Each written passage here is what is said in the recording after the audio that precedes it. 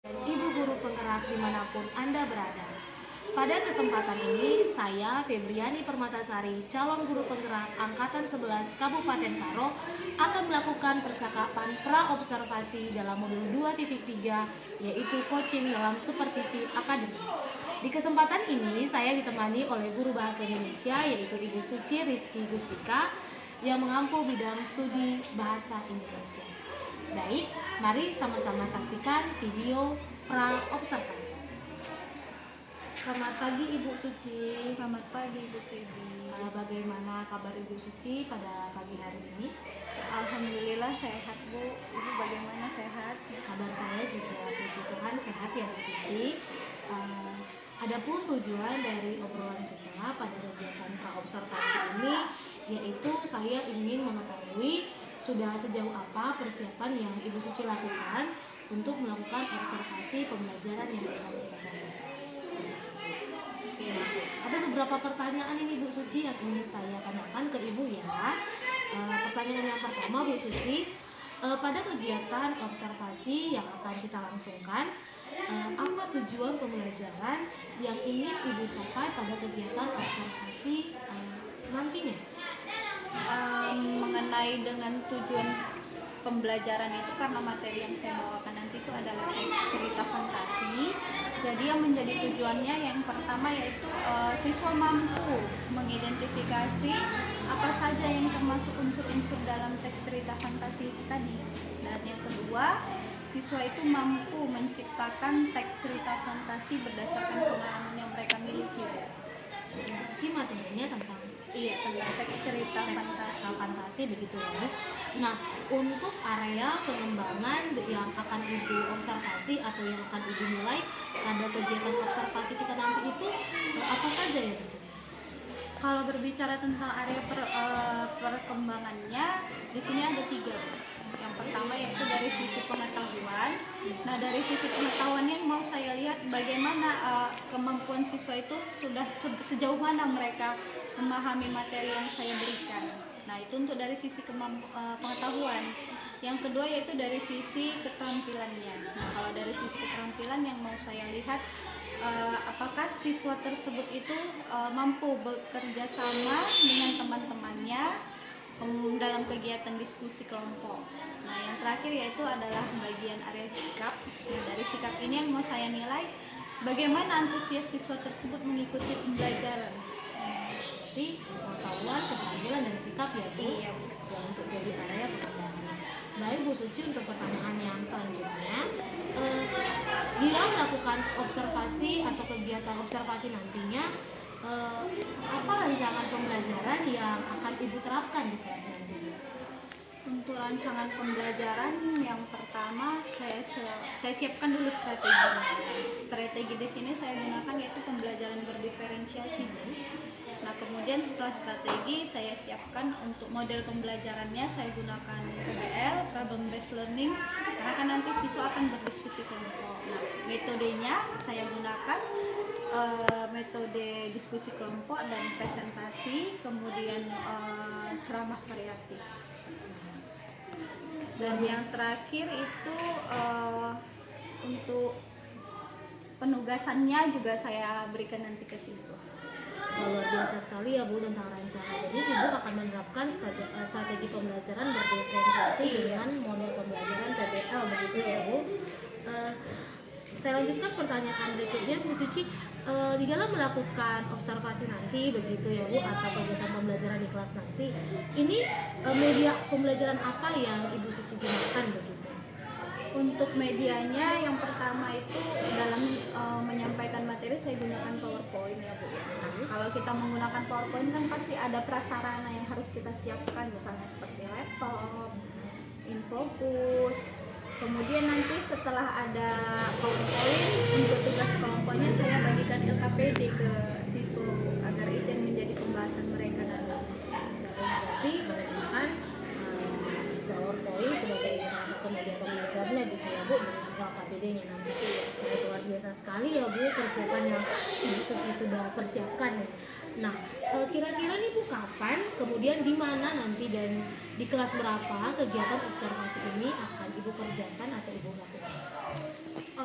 rencana nanti akan saya laksanakan kegiatan observasi ini di kelas 71 ya Bu ya. Itu tepatnya hari Selasa pada les pertama dan kedua. Jadi di hari Selasa ya Bu, saya akan melakukan supervisi kepada Ibu Suci di hari Selasa di les kedua. Dan di sini saya akan mencatat Ibu Suci hal-hal penting apa nih yang akan Ibu Suci lakukan pada saat observasi, dan saya akan mencatat Bu hal-hal apa yang perlu Ibu Suci kembangkan lagi nantinya begitu ya Bu.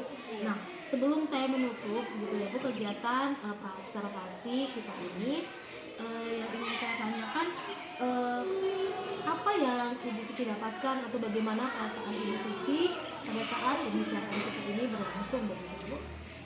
Ya jelas yang saya rasakan saya jadi lebih semangat gitu untuk menanti kegiatan observasi yang akan saya lakukan dengan Ibu Feby nantinya. Wah, saya berharap ini ya Bu Suci kegiatan observasi nanti berjalan lancar, Amin. sukses dan tanpa kendala. Sukses buat Bu Suci ya. Ya Ibu Feby juga sukses terus. Terima kasih sudah meluangkan waktunya Ibu. Selamat pagi. Selamat pagi Ibu Feby.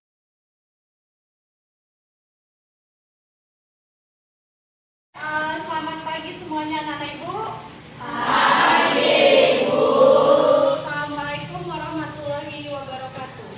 Waalaikumsalam warahmatullahi wabarakatuh. Ini kenapa kok kayaknya lemes sekali? Sebelum kita mulai belajar, ibu mau kita pakai permainan dulu. Kalau ibu bilang tepuk 1 berarti 1 kali. Kalau ibu bilang tepuk 3 kali berarti 3 kali. Kalau ibu bilang tepuk 5 kali berarti 5 kali.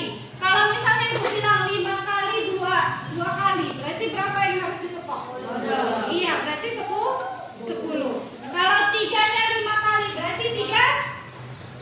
Iya, 15. Oke, kita coba dulu konsentrasinya. Tepuk 2. Tepuk 3. Tepuk 3 2 kali. Ada yang salah ya? Sekali lagi. Tepuk 5 2 kali.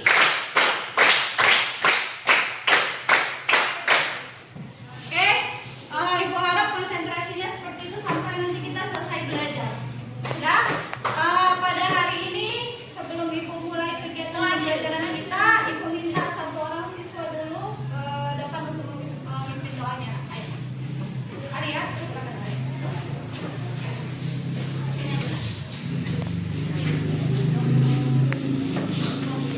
Teman-teman, mari kita berdoa mendoakan saya Tuhan, terima kasih sama Kau untuk kesempatan kami di sini. Karena dengan hari ini berikanlah kebenaran, berikanlah kesehatan kepada kami, guru kami, berkatlah menjadi kami lebih baik lagi. Amin. Oke, terima kasih. Silakan dulu Arya. Baik, ibu absen dulu ya nak ya. Kira-kira hadir semua hari ini? Tapi sepertinya hadir semua ya.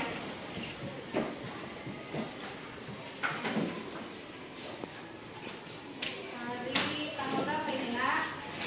22. Arya, Felisena, Najwa, ada? Jennifer, Karisa, Nikesya, Juanda, Hadir Bu. Roito, Hadir Bu. kemudian Fadri, nggak ada.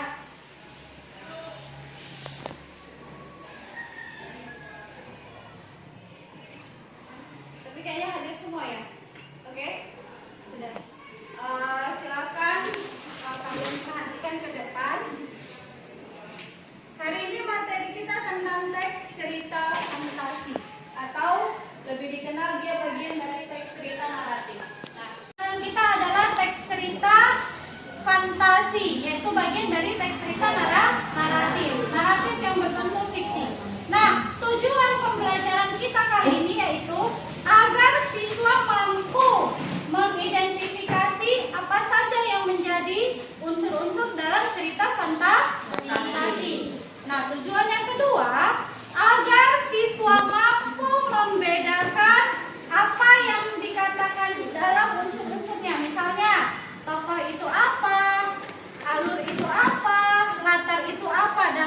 cerita fantasi.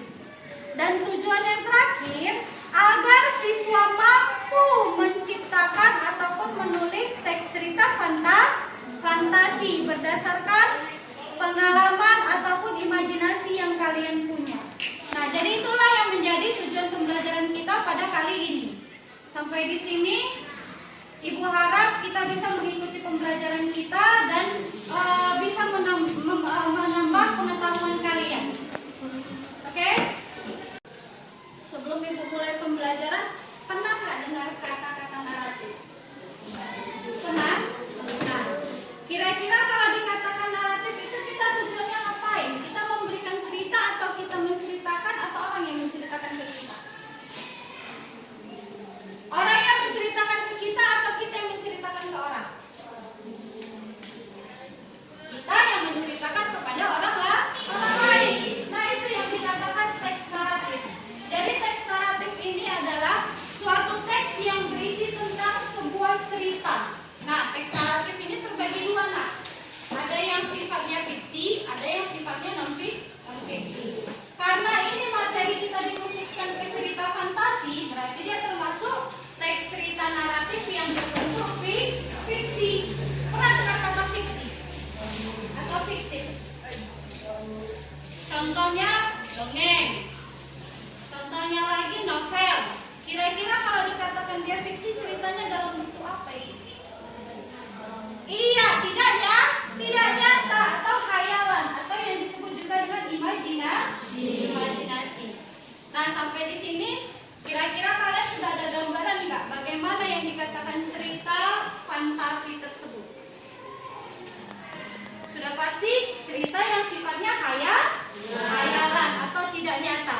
Tidak bisa dibuktikan kebenarannya. Sekarang kalian perhatikan materi yang ada di depan ini. Nah, ini yang tadi Ibu katakan. Apa sih itu teks cerita naratif? Tolong Karisa bacakan dulu. Apa ini teks cerita naratif? Teks naratif, apa itu teks naratif? Teks naratif adalah teks yang menceritakan suatu peristiwa atau kejadian secara berurutan dan saling terhubung. Imajinatif atau cerita khayalan dan bertujuan untuk menghibur atau menginformasikan pembaca. Oke. Nah, inilah tadi yang Ibu katakan. Teks cerita naratif itu teks yang bercerita sifatnya itu khayalan, tidak nyata. Tujuannya untuk apa? Untuk menghibur orang lain. Makanya tadi salah satu contohnya dongeng. Kemudian cerita fantasi. Kemudian ada yang pernah nggak dengar cerita yang tokohnya itu hewan-hewan semua? Pernah? Salah satunya contohnya apa? Cerita yang pernah kalian dengar? Judulnya Kancil dan Buaya. Nah, ini juga termasuk teks cerita naratif. Karena dia sifatnya imajinasi. Imajinasi siapa? Imajinasi si penulis. Penulisnya punya khayalan, buat dulu cerita tentang kancil dan buaya. Kemudian dia menghayal lagi, dan semua kejadian yang ada dalam ceritanya kita nggak tahu benar atau salah. Karena hanya sifat khayalan dia saja. Dan biasanya memang tidak terjadi di dunia nyata. Nah, itulah yang dikatakan tadi namanya teks naratif. Fokus kita di sini adalah teks cerita fantasi. Sudah? Nah, untuk teks naratif kira-kira ada yang mau ditanyakan? Jadi kita lanjut ke materi selanjutnya, ciri-cirinya. Sudah? Iya, Karisa. Bu, kenapa teks cerita fantasi itu termasuk cerita naratif? Ya. Pertanyaan dari teman kalian, kenapa sih teks cerita fantasi ini termasuk dalam teks cerita naratif? Nah, jawabannya, karena teks cerita fantasi ini juga berdasarkan imajinasi dari si penulis. Dia berfantasi, dia menghayal untuk membuat sebuah cerita. Makanya dia juga termasuk dalam teks cerita naratif. Sampai di sini paham kenapa teks cerita fantasi termasuk teks naratif? Karena dia sama-sama menggunakan imajinasi penulis. Nggak bisa kita buktikan kebenarannya, karena hanya si penulis yang tahu ceritanya itu benar atau tidak. Bahkan mungkin tidak benar sama sekali. Paham, Karisa? Nah, ada lagi yang mau ditanyakan? Ya, ini siapa? Kan teks naratif berisi tentang Oke, contoh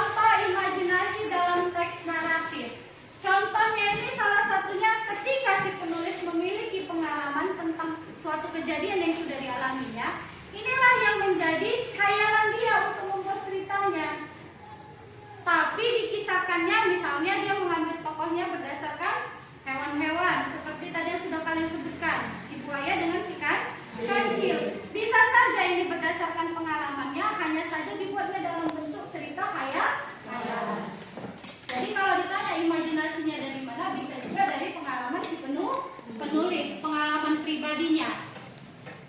Oke, paham intinya? Oke, ada lagi yang mau ditanyakan, Nak?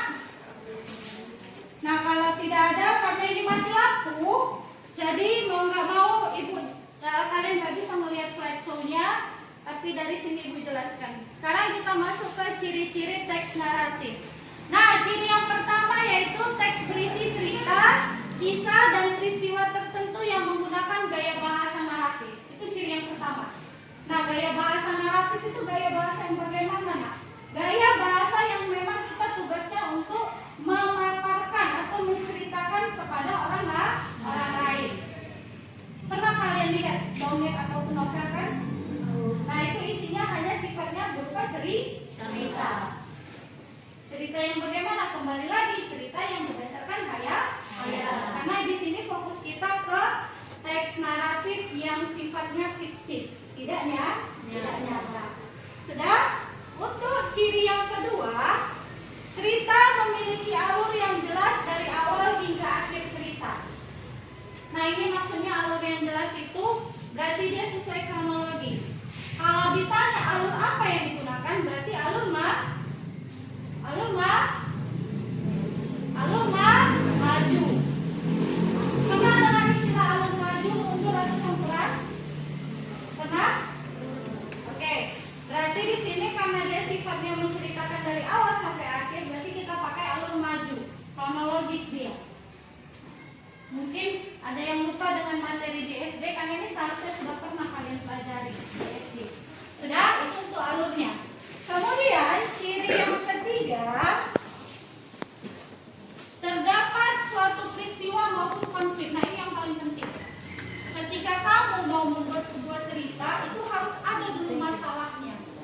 Mungkin nggak kamu bercerita tapi nggak ada masalah? Logikanya?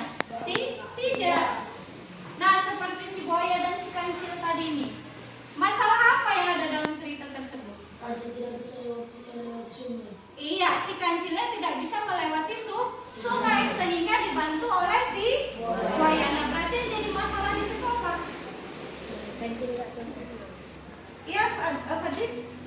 Kancil tidak terpenuhi. Iya, si kancilnya tidak bisa berenang. Nah, dari masalah si kancilnya tidak bisa berenang inilah diangkat si penulis menjadi sebuah cerita yang berjudul Buaya dengan Kancil.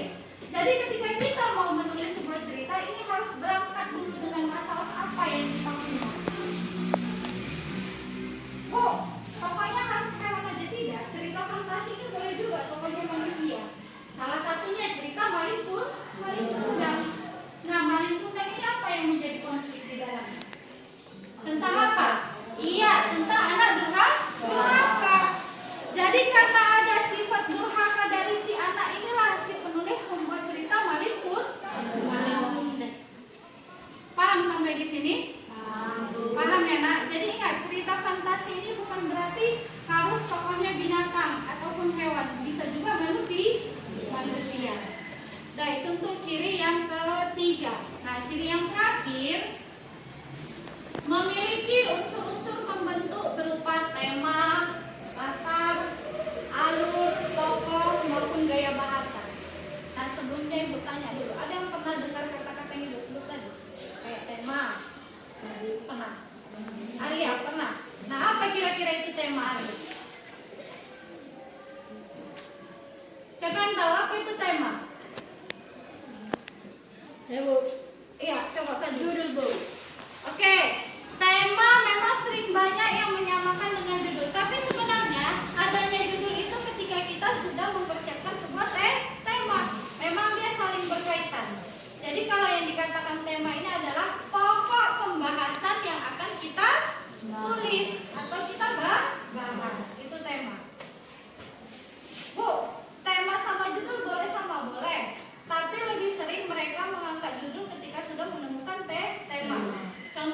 Malin Kundang? Temanya anak durhaka. Judulnya kenapa jadi Malin Kundang? Karena di sini tokoh yang anak durhaka itu adalah si Malin Kundang. Tapi kan tetap dia berkaitan. Kenapa ada si Malin Kundang? Kenapa ada ceritanya? Karena dia merupakan anak yang durhaka. Jadi ingat, tema sama judul ini saling berkaitan. Hanya saja dia beda. Harus ada tema dulu baru bisa kita menentukan judulnya. Oke? Nah, yang kedua tadi unsurnya setelah tema ada latar. Nah, siapa yang pernah dengar kata latar? Yang hari. Iya, latar adalah tempat kejadian peristiwa. Nah, latar ini ada pembagiannya, nah. Contoh, yang pertama latar tempat. Nah, ini tadi latar tempat berarti kalau dikatakan tempat di mana contohnya salah satu? Kayak cerita, iya di sekolah. Kemudian apa lagi? Di rumah. Di mana lagi? Di taman. Di mana lagi? Di lapangan. Nah, ini yang dikatakan latar tempat. Jadi latar tempat ini di mana tempat peristiwa terjadinya cerita. Yang kedua, latar waktu. Kalau dikatakan latar waktu berarti berkaitan dengan apa, nak? Iya, dengan waktu atau jam. Misalnya jam berapa? Iya, misalnya latar waktunya jam 2 siang. Kalau ibu bilang latar waktunya pagi, malam, itu termasuk nggak latar waktu? Iya, termasuk. Jadi yang namanya latar waktu ini bukan hanya berkaitan dengan jam saja, tapi dengan kondisinya. Misalnya kondisinya pada siang hari, malam hari, atau pagi hari, atau sore hari, atau bisa juga pada musim hujan, musim kemarau. Ini masih termasuk latar waktu. Nah, sampai di sini bisa kalian membedakan latar antara waktu dengan tempat? Bisa ya? Oke. Setelah latar, kemudian tadi ada juga ibu katakan unsurnya yaitu alur. Nah, siapa yang pernah dengar kata alur? Alur. Kalau kalian mau membuat sebuah cerita, ada jalannya nggak jalan ceritanya? Ada nggak? Ada nggak runtutan peristiwanya? Ada. Nah, itu yang dikatakan alur. Sama sekali. Nah, itulah yang namanya alur. Jadi kalau dikatakan alur itu apa? Berarti alur adalah jalan cerita. Nah, kira-kira siapa yang tahu alur terbagi berapa?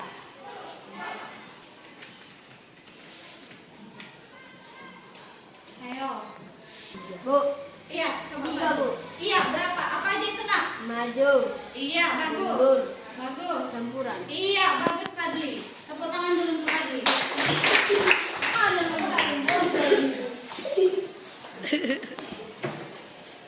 Sudah? Jadi yang namanya alur itu ada 3, alur maju atau biasa istilahnya kronologis. Yang kedua adalah alur mundur atau yang biasa istilahnya flashback. Yang ketiga alur campuran. Nah, untuk cerita fantasi ini biasanya dia beranjak dengan menggunakan alur maju. Diceritakannya dari awal hingga akhir. Bu, boleh pakai alur campuran? Boleh. Tapi karena biasanya cerita fantasi ini lebih singkat, kalau kita pakai alur campuran, nanti dia ceritanya jadi bolak-balik. Beda dengan novel. Kalau novel itu biasa pakai alur campuran, tapi kalau cerita fantasi biasanya alur maju. Paham sampai di sini? Untuk alur. Oke, yang terakhir yaitu adalah karakternya penokohan. Nah, kalau penokohan ini berarti watak dari masing-masing tokoh yang kita pakai. Contoh cerita Malin Kundang tadi. Bagaimana watak si ibunya? Bagaimana sifat si ibunya? Baik. Iya, ibunya baik. Ibunya juga pemaaf. Sementara bagaimana sifat si Malin Kundangnya? Sombong. Apa lagi? Iya, tidak menurut dengan ibunya. Apa lagi? Jahat. Iya, jahat dan suka melawan. Nah, ini yang dikatakan penokohan. Penokohan itu sifat dari masing-masing tokoh. Sampai di sini paham, Nak?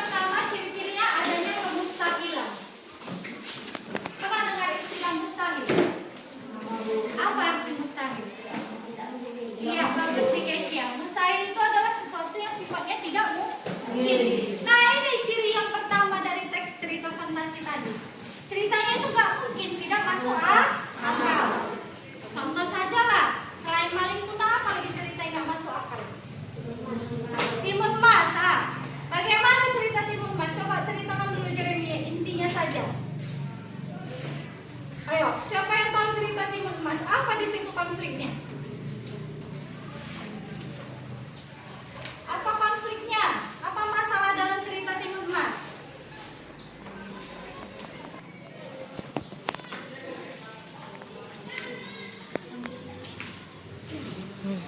Nikahi raksasa, Bu. Iya, masalahnya di sini si putri itu nggak mau dinikahi oleh seorang raksasa. Nah ini kan logikanya nggak mungkin kan, Nak? Kalian lah misalnya ibu tanya si Jennifer, mau nggak kamu nikah sama seorang raksasa? Tidak. Nah itu kan salah satu contoh cerita yang tidak mungkin, mustahil. Nah itu ciri yang pertama untuk cerita fantasi. Ciri yang kedua, ide ceritanya bebas, bisa bercerita tentang apa saja, bahkan sesuatu yang sama sekali tidak masuk akal. Nah, kalau dikatakan idenya bebas, berarti kalian tidak terikat dengan ceritanya harus formal, tidak. Jadi apa saja yang menjadi khayalan kalian bisa kalian tuangkan dalam bentuk cerita. Itu namanya cerita fantasi. Misalnya si Arya, Bu, saya mau buat cerita manusia yang berubah jadi kera. Itu masuk akal nggak sebenarnya? Bisa nggak manusia berubah jadi kera? Tidak. Tapi si Arya punya khayalan. Oh, ada kawanku yang nakal kali kan? Lagi nakalnya dia, aku pengen dia jadi kera. Itu dibuatnya dalam bentuk cerita. Berarti di sini yang menjadi konflik atau masalahnya adalah karena kawannya yang nakal. Nah, dari kawannya yang nakal inilah dibuatnya cerita manusia berubah menjadi kera. Kalau kita lihat itu nggak masuk akal kan? Nah, temanya juga bebas, hanya karena dia kesel sama kawannya. Jadi dibuatnya saja cerita itu. Itu juga misalnya si pilkada, dibuatnya nanti manusia yang berubah menjadi seorang putri. Putri yang bagaimana? Putri yang bisa terbang misalnya. Itu ada di hayalan dia. Oh, kayaknya enak nih ya kalau manusia bisa terbang. Mungkin nggak dibuat cerita itu? Buat ceritanya mungkin, tapi kenyataannya tidak mungkin. Logikanya bisa manusia terbang? Tidak. Tapi dia yang berkhayal. Karena dia pengen gimana caranya ya kalau manusia bisa terbang. Nah inilah yang dituangkannya dalam bentuk cerita fantasi. Oke, yang selanjutnya ciri teks cerita fantasi menggunakan tokoh yang unik. Tokoh yang unik, misalnya di sini dikatakan unik, tokohnya itu punya kesaktian. Cerita apa kira-kira yang ada sakti-saktinya? Prasakti, Bu. Iya, bagus sekali Ramadan. Pernah kalian nonton film Prasakti kan? Pernah nggak? Nah di situ dia apa kesaktiannya? Dapatnya tongkat dari raksasa, Bu. Iya, dapatnya tongkat, kemudian dia jadi memiliki kekuatan. Nah, logikanya tuh nggak mungkin kan, Nak? Misalnya si Jeremia dikasih tongkat, terus dia bisa jadi punya tenaga sekuat-kuatnya, mungkin nggak? Tidak, tapi itu tidak salah dalam cerita fantasi. Itulah yang dinamakan kembali lagi khayalan dari si penulis. Jadi biasanya cerita fantasi ini kalau dia punya tokoh, tokohnya itu ada keunikannya. Entah itu berupa kesaktian, entah itu misalnya kayak ada cerita burung bisa berbicara. Nah itu termasuk kesaktian dari si tokohnya. Oke? Paham nggak? Sampai di sini ada yang mau ditanyakan tentang teks cerita fantasi, ciri-cirinya? Aman ya? Ibu ulang lagi. Ciri yang pertama adalah kemustahilan. Kemudian apa lagi? Tokohnya unik. Contoh uniknya adalah memiliki kesaktian. Kemudian apa lagi tadi? Ide ceritanya bebas.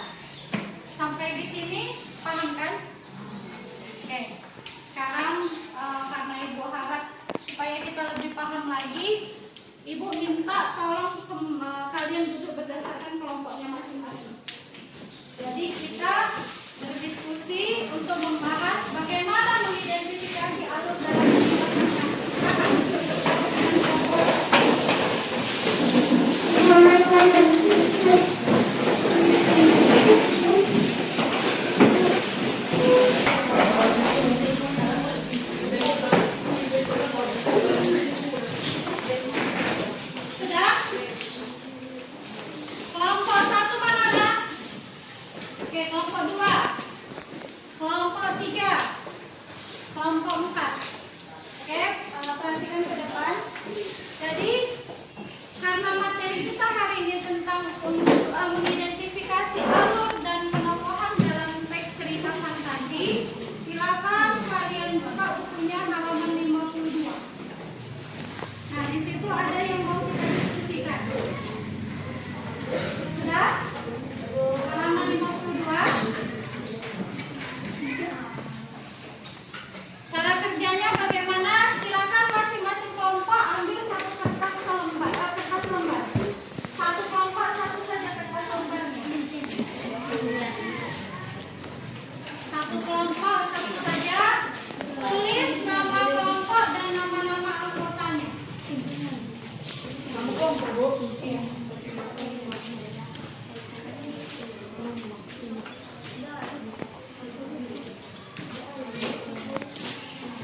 Sudah?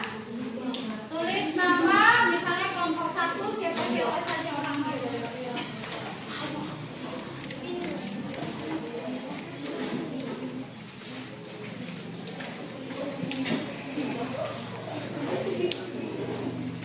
Kelompok 4 sudah nak?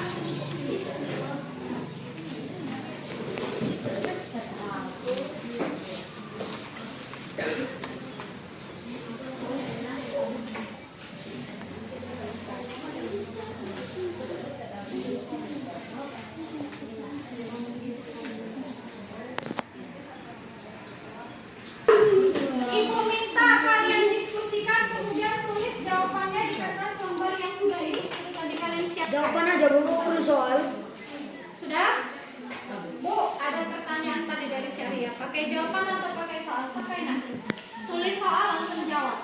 Tapi sebelum kalian menjawab, kalian baca dulu teks yang ada di halaman 51. Apa? Bola, wah. Iya, halaman 49 dari halaman 49. Bola. Setelah tadi kita sama-sama berdiskusi kelompok, apakah sudah selesai tugasnya? Sudah bisa kita buat presentasi? Oke.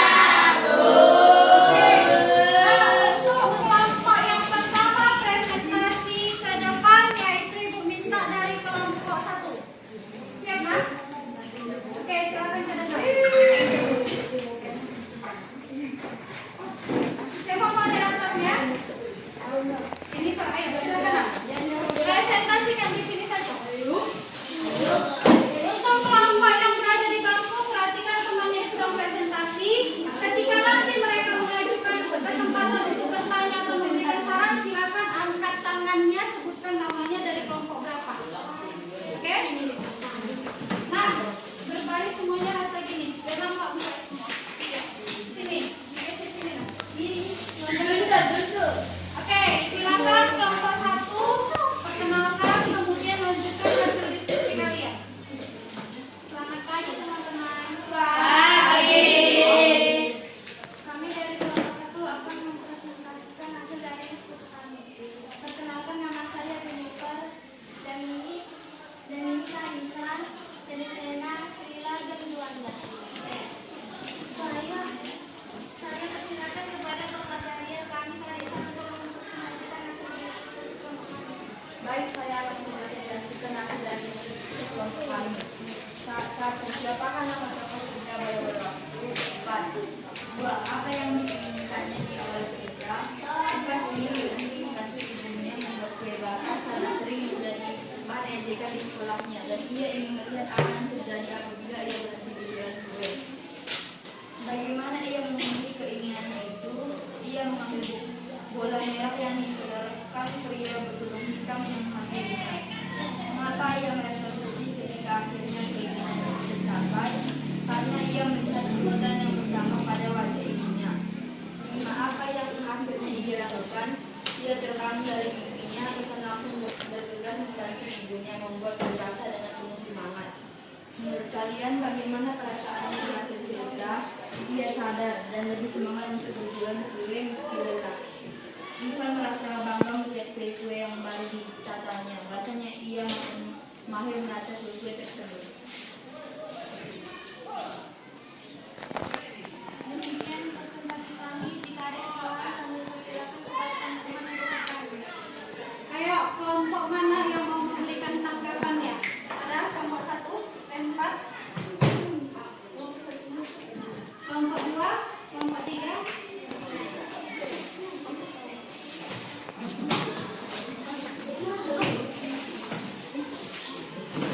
Oke. Silakan kelompok 4.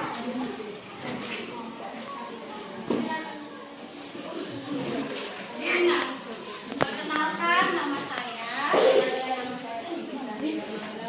Kuat suaranya, ulangi. Biar dengar semua kawannya. Perkenalkan, nama saya Nurisa Niramadan.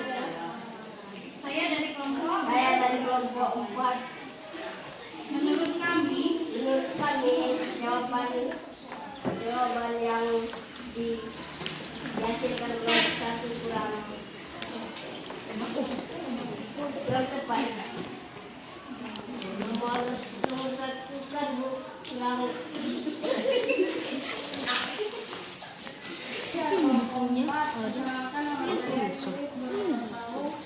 Hasil jawaban yang tadi nomor 1 kurang 4. Jawabannya adalah Ivan, Ibu, Ayah, Piang, Lia, Danu, dan Ari. Terima kasih. oke, tepuk tangan.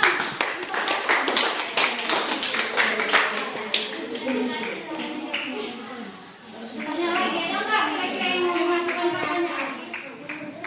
Ada lagi dari kawan-kawan yang ingin mengajukan pertanyaan? Kelompok 4 masih ada?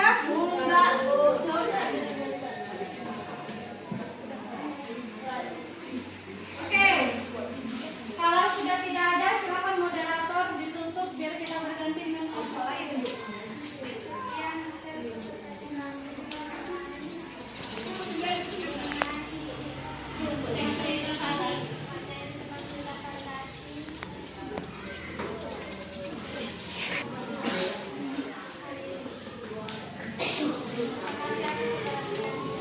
Oke, tepuk tangan untuk kelompok. Silakan kembali ke tempat. Lanjut ke kelompok 4. Silakan kelompok 4.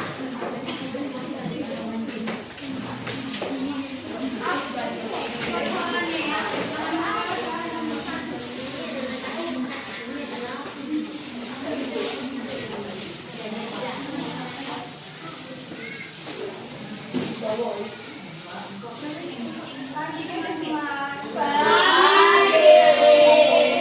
Kami dari kelompok 4 ingin mempresentasikan hasil dari diskusi. Nama-nama anggota kelompok 4 Joris, Stefani, Baby, Elsa, Ramadan. Saya memberikan sumbangan bukan Indonesia.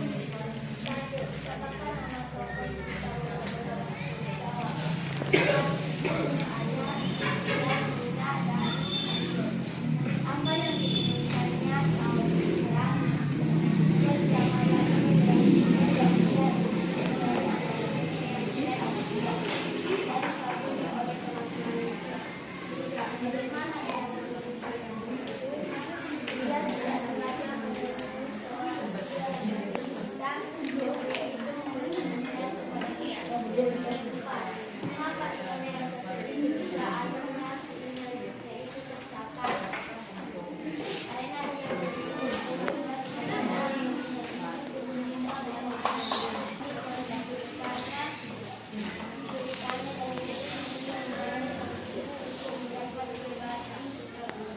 Apa yang ada di lakukan?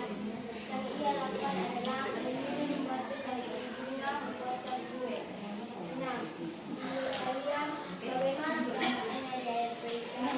Dia senang sekali. Oke, kembalikan ke moderatornya. Sekian dari presentasi kami tentang memasak dan kelihatannya. Buat teman-teman kami yang ingin menyampaikan jawabannya, kami silakan.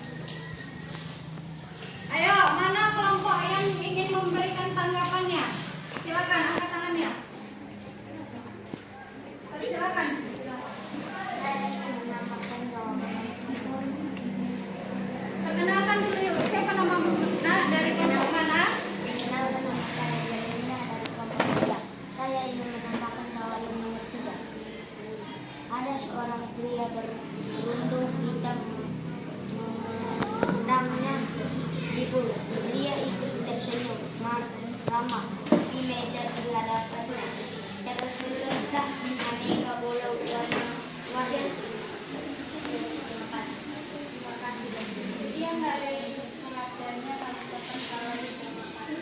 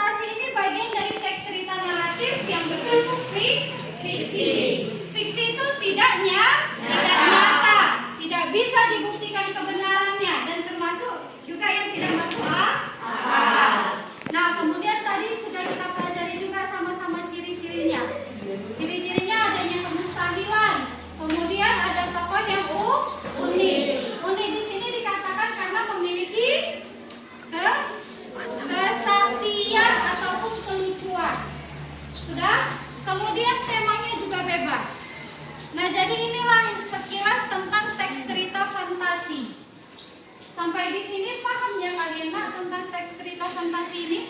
Paham. Ya, Ibu harap nanti ke depannya ketika kita melanjutkan materi masih tentang teks cerita fantasi sudah lebih tambah lagi pengetahuan kalian. Karena ini kita sifatnya masih hanya mengidentifikasi latar dan alur dalam teks cerita fantasi. Kedepannya nanti kita akan mencoba membuat teks cerita fantasi. Sudah? Paham? Nah, Ibu mau tanya dulu sama kalian. Kira-kira setelah materi pembelajaran hari ini yang kalian terima, apa yang kalian rasakan? Nah, ayo, siapa yang mau memberikan jawabannya? Ya, Taufik. Silakan berdiri. Berdiri. Menurut saya Bu, karena kita tadi bisa menambah pengalaman bagi kita semua. Oke, bagus. Tepuk tangan dulu. Ayo, siapa lagi? Apa yang kamu rasakan setelah mendapatkan materi teks cerita fantasi pada hari ini? Ayo, silakan sebutkan namanya. Perkenalkan, nama saya Beni Sena. Perasaan saya saat setelah mempelajari cerita fantasi dan fantasi, saya merasa senang karena saya dapat mengetahui apa itu teks narasi dan cerita fantasi. Oke, nah apa yang kamu ketahui? Contohnya apa itu teks cerita fantasi? Senang dan Undang, kemudian apa lagi tadi? Iya, timun mas. Oke, bagus. Tepuk tangan dulu. Ada? Kelompok ini ada? Jeremia? Ada?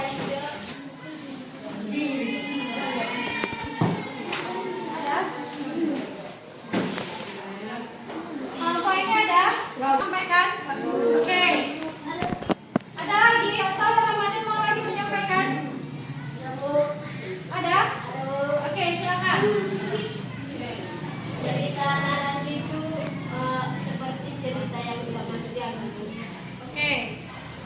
Berarti setelah kita mempelajari tentang teks cerita fantasi ini kalian jadi lebih paham kan kalau yang namanya cerita fantasi ini cerita yang tidak masuk akal. Sifatnya mengada-ngada, hanya suka-suka si penulis saja apa yang mau dibuatnya, itulah yang ditulisnya dalam bentuk cerita.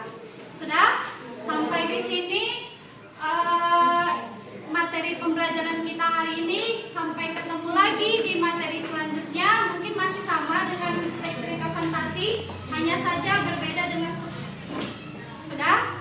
Nah, sebelum Ibu akhiri pembelajaran, Ibu minta satu orang siswa untuk melakukan doa penutup, melaksanakan doa penutup. Ayo, siapa? Ya, Jennifer, silakan.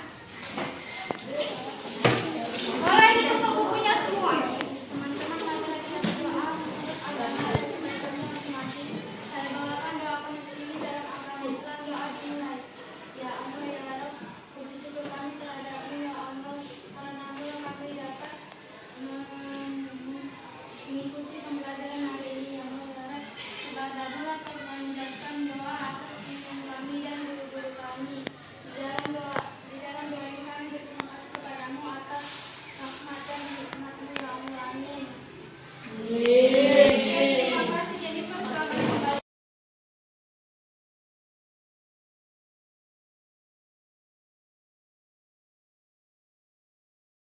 Salam dan bahagia. Saya Febriani Permatasari, calon guru penggerak angkatan 11 Kabupaten Karo dari SMP Negeri 1 Marlini akan melakukan praktik pasca observasi bersama rekan sejawat saya, Ibu Suci Rizky Gustika SPD sebagai guru bahasa Indonesia di SMP Negeri 1 Marlini. Dan dalam kesempatan ini saya ditemani oleh Ibu PP saya yang luar biasa, Ibu Linda Saputri Bruginting. Mari kita saksikan kegiatan pasca observasi.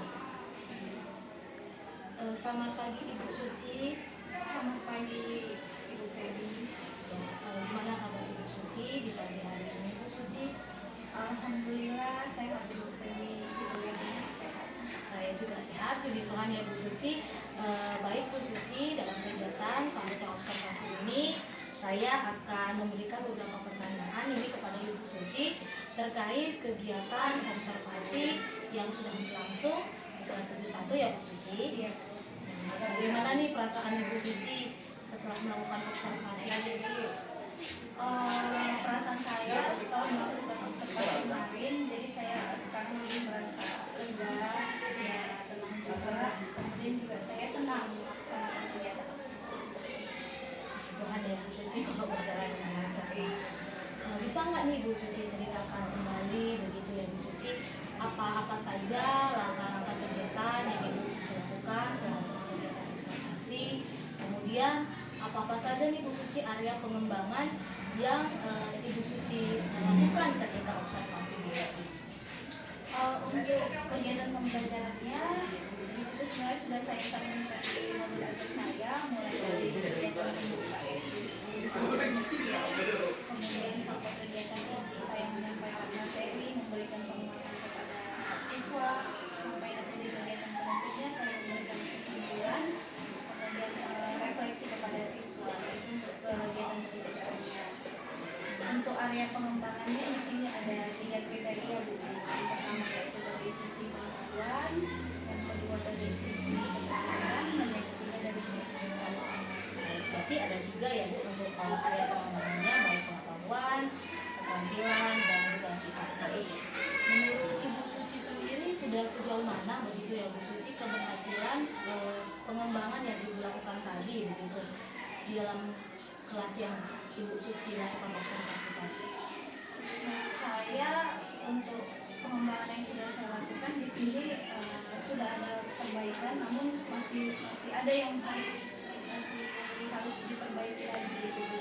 Dari segi pengetahuannya atau dari segi keaktifan siswa dalam melaksanakan kegiatan di kelas. Walaupun sudah berjalan, sudah ada perbaikan, tapi masih harus terus lagi kita perbaiki. Jadi letaknya di keaktifan begitu ya Bu Suci. Apa sih kekurangan yang Ibu Suci alami begitu ketika Ibu melakukan kegiatan observasi di kelas kemarin? Kekurangannya kemarin karena ketika saya menyampaikan materi kebetulan terjadi pemadaman listrik, sehingga PowerPoint yang saya tampilkan ke siswa juga terhenti. Kemudian untuk dari sisi lainnya waktu ketika siswa mau melaksanakan tugas kelompok, nah di situ masih ada juga siswa yang sama sekali dia belum termotivasi untuk belajar bersama dengan kelompoknya gitu. Jadi kesannya dia tidak aktif di kelas. Jadi ada 2 kendala ya Bu. Yang pertama listrik, terus yang kedua keaktifan siswa. Menurut Ibu Suci sendiri itu ya kenapa gitu? Maksudnya kenapa kendala itu bisa terjadi? Penyebabnya apa? Kira-kira gitu menurut Ibu Suci sendiri? Kalau menurut saya setelah saya pelajari kayaknya karena ketika melaksanakan kegiatan belajar kemarin saya membagi kelompoknya memang belum sesuai dengan minat dan bakat siswanya itu. Jadi mungkin karena dia tidak tertarik, otomatis dia kan jadi nggak semangat, nggak aktif dia.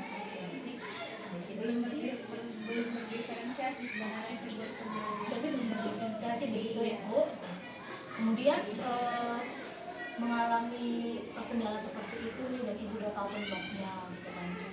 Kemudian apa nih rencana yang akan Ibu lakukan atau rencana perbaikan apa ke depannya yang Ibu Suci lakukan setelah Ibu Suci tahu kendala yang menyebabkan hal tersebut? Yang saya lakukan untuk kedepannya pastinya saya akan membagikan kelompok siswa ini berdasarkan gaya belajarnya. Misalnya sesuai minat dan bakatnya juga, apakah dia lebih minat ke bagian kinestetiknya atau ke bagian audio visualnya ataupun hanya sebagai audionya saja gitu. Jadi lebih gaya belajarnya seperti apa saya kelompok. Berarti Ibu Suci akan mengelompokkan mereka atau mendiferensiasinya begitu ya Ibu Suci. Luar biasa sekali Ibu Suci rencana kegiatan yang akan Ibu Suci lakukan. Kira-kira nih Bu kan udah dapat nih kendalanya, terus Ibu Suci juga dapat penyebabnya, dan Ibu sudah dapatkan rencananya yang akan dilakukan untuk perbaikannya. Tapi mau nanya nih Bu, kapan nih kira-kira Ibu Suci akan melakukan pembelajaran berdiferensiasi ini? Karena ini sudah berjalan 1 semester hampir, bahkan sudah mau selesai, sudah mau habis semester ini, jadi rencananya akan saya terapkan di semester depan. Jadi akan dilakukan di semester depan gitu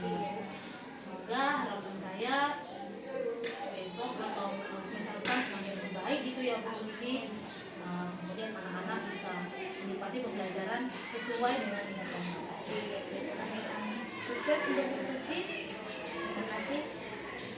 Demikian adalah hasil dari kegiatan pasca observasi yang saya lakukan bersama rekan sejawat. Dan selanjutnya saya memberikan kesempatan kepada Ibu Linda Syaputri Guru Ginting sebagai BP saya untuk memberikan umpan balik, masukan dan juga saran terkait kegiatan yang sudah saya lakukan mulai dari pasca observasi, kemudian observasi dan kegiatan pra-observasi.